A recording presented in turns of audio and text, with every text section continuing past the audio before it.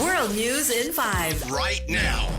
News and developments making headlines around the world in 5 minutes. World News in 5. Here on Radyo Pilipinas World Service.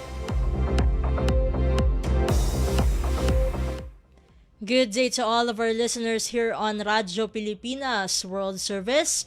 This is World News in 5 and I'm your host, Steph Vicente.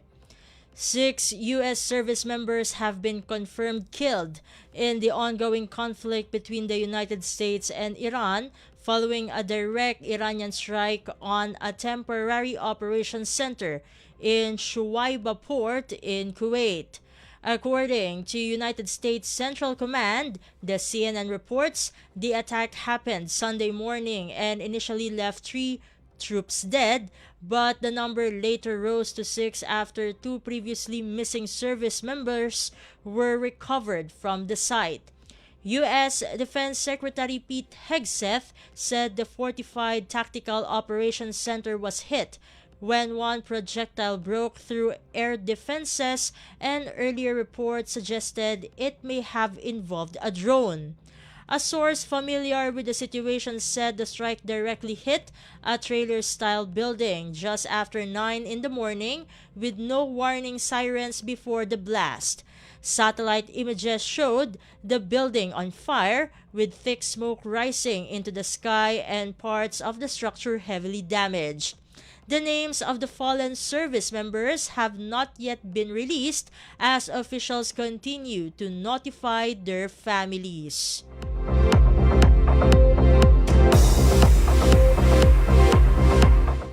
In other news overseas, Israel says Iran's ability to launch ballistic missiles is expected to be significantly reduced within the next 24 hours as United States and Israeli forces step up their strikes.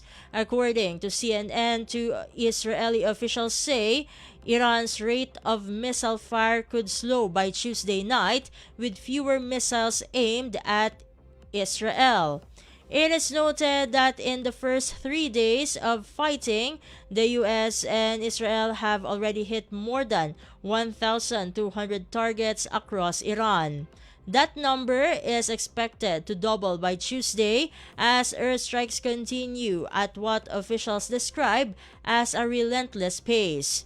Monday night's operations are focused on missile launchers, internal security forces, and targets linked to Iran's Revolutionary Guards. Both U.S. and Israeli officials say the air campaign is moving faster and achieving more success than initially expected. And finally, an Iranian official has issued a strong warning saying Iran will set fire to anyone who tries to pass through the Strait of Hormuz. The BBC reports the threat came from Ibrahim Jabari, an advisor to the commander-in-chief of the Islamic Revolutionary Guard Corps, during an appearance on state television. Jabari claimed the strategic waterway is now closed and warned ships to stay away or face what he called a serious response from Iran. He also accused the United States of seeking control over the region's oil and said Iran would target American pipelines and block oil exports from the area. The Strait of Hormuz is one of the world's most critical shipping lanes and the most important transit point for oil. Roughly 1/5 of the global oil and gas supply passes through that narrow passage. And that concludes today's edition of World News in 5. For Radyo Pilipinas World Service, this has been Steph Vicente.